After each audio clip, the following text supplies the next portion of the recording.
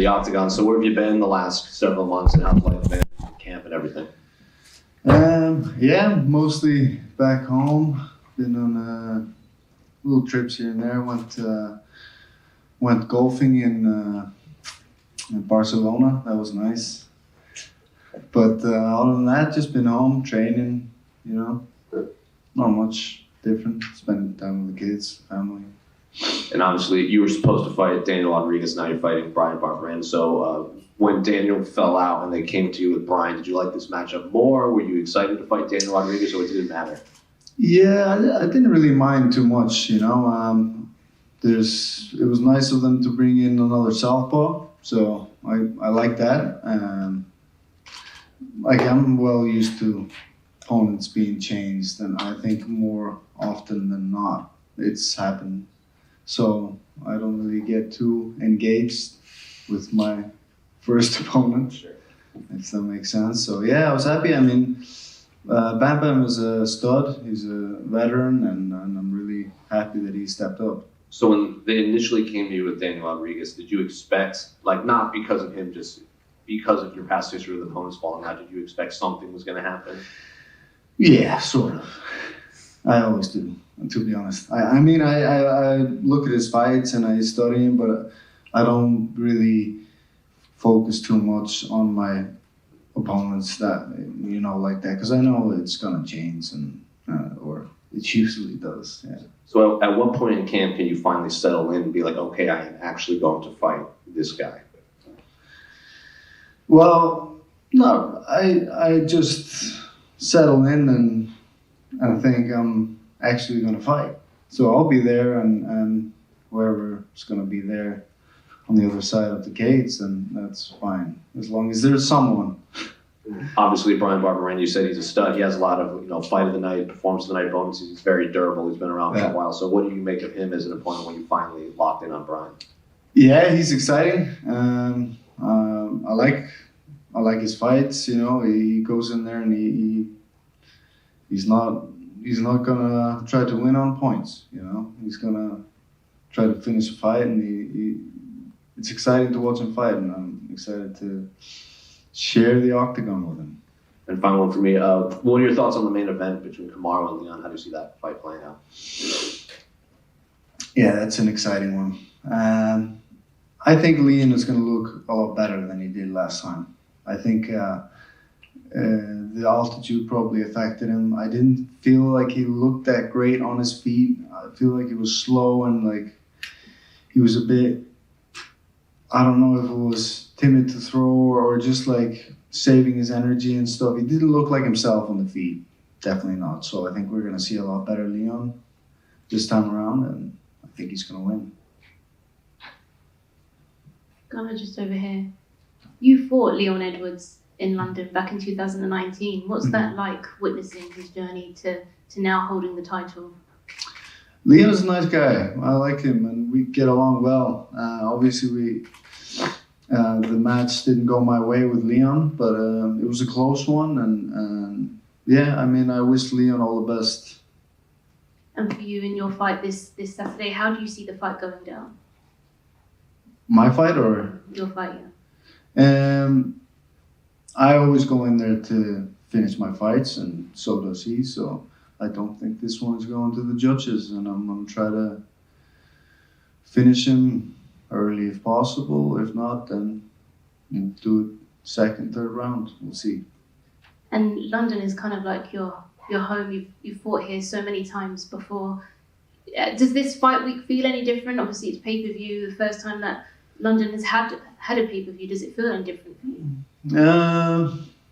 Not really, but yeah. Anyway, we'll see when we get a little bit closer. But no, it's very homey. It's like the same hotel, the same people, same faces. I like it. Thank you. Gunnar, speaking of London, how did it feel to get back in the win column after back-to-back losses last year? Yeah, it felt great. It's always good to come back and be able to win and kind of get that feeling again. You know, I had two tough fights before, and both decision losses, and you know, it's not nice coming in with 2 losses behind you, so it feels a lot better now. Did you make any adjustments after that fight to your training camp in general, to your training routine? After the last fight or after the... Yes, after the victory. Yeah, I mean, we're always getting better, and I feel like the last couple of camps have been great, like really good compared to the camps in the past. And also a big factor is that I've been injury free now for some time. After my last fight, I had the nose surgery that I had to go through, but that was something that I knew I had to do eventually, and it just like completely closed off in the last fight against Sato, so I had to do that, and so that was a little bit of time off, but not too bad. Thank you. Good luck. Gunnar, a few more from. What do you make of Conor's new matchup with Michael Chandler? How do you think that fight's going to play out? Yeah, it's an interesting one. If Conor trains properly and is in shape, he'll kick the shit out of him. Have you spoken or trained with Conor much lately? We speak. Yeah, we speak every now and then. Not too much, but just like Instagram and stuff. And yeah, you know, he's doing Conor stuff.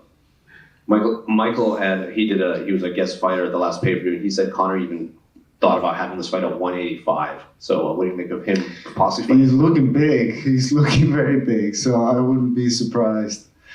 We'll see. Gunnar down here. A few years ago, Monier and Jin used to do like funny music videos, like towards the end of the year. What's happened to those? Yeah, I don't know. We were meant to do one. Was it last year or something that we had planned, or 2 years? These COVID years just like fucked everything up, didn't they? Like I don't even know when the last one. I know there's one that we've planned and we scheduled and we haven't done yet. And so there should be one coming up soonish. What's the song? I can't tell you that. Appreciate it, man. Good day. You've been playing golf a lot over the last couple of years in COVID. Oh yes. What's your handicap right now, and how does it mix with the MMA game? So last year was my first summer, and I got down to 15 handicap, which is not bad. And golf is hard though. Like it is super hard. It's in many ways a lot harder than MMA.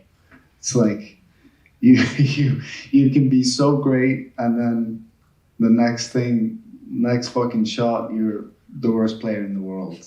It's tough. It's tough, and it's mental as well, super mental, because you will go mental if you don't keep it together, you know. As you trained in Dublin for this fight for a couple of weeks with Jaroslav Amosov, the Bellator champion. What was it like training with him? It was great. He's a great guy. He doesn't speak much English, so it was a little bit hard to connect in some ways, but still we managed and we trained a good bit together. He's a phenomenal wrestler and great like training vibe. Great to train with, great training partner, and obviously super good, so it was awesome.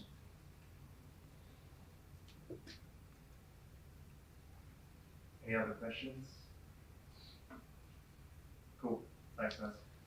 Thank you.